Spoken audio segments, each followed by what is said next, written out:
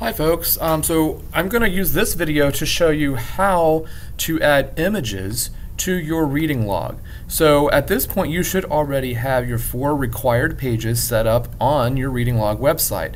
That's going to be your home page, your reading log, which is simply going to be the list of books you have read or are currently reading, and you want to include any books that you may have started reading but did not finish.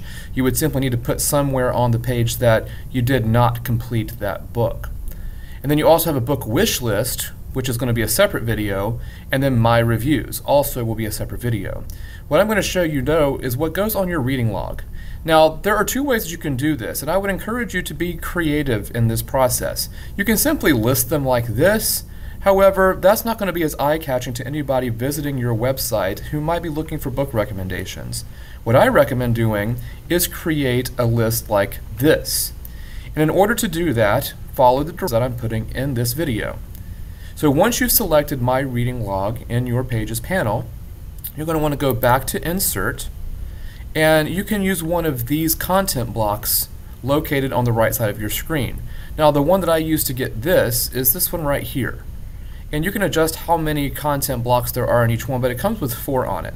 You also have this one which has 3 with more descriptions underneath, and then one with 2. But I would recommend just go ahead and using this gallery style one here. Click it and drag it over to where you want it on your page. Now my computer of course is lagging a little bit, so it's being a little slow in doing this. It's probably because I'm recording the screen. But once this pops up, you're now ready to add content. These will not be visible when you publish it unless you have content in it. So for example, once I publish, all you will see on my list is these, even though there are places to add 2 more. Once you have this set up, you need to go find an image of the book you're looking for. To do so, we're going to use a shortcut so that I don't have to download anything.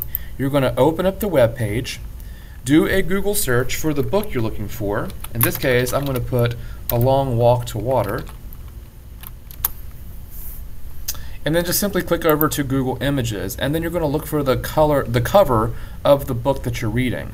Now it doesn't necessarily have to match one because you might have an older book and the cover has changed.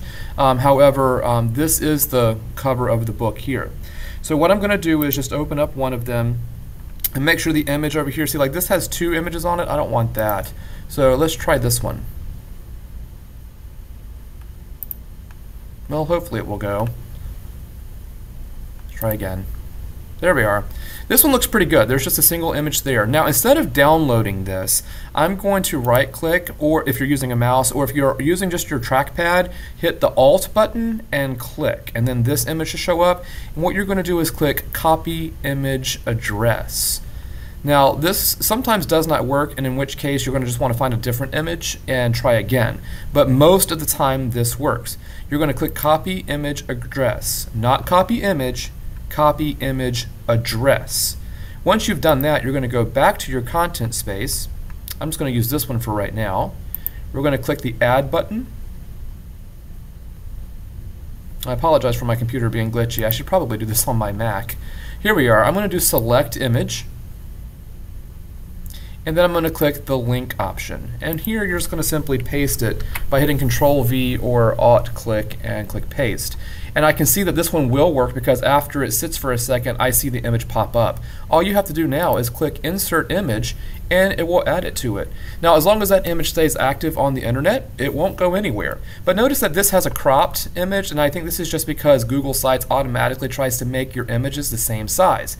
In order to make it the full size image, you're going to click this button right here that says Uncrop, and it will give you the full image. And from there you can adjust the size as you want by using the blue dots to resize, like this. Now you could easily just write something underneath such as the book title, but I think it's pretty clear that this is A Long Walk to Water by Linda Sue Park. So here my recommendation is to type that I loved this book, or I hated this book if that's the case.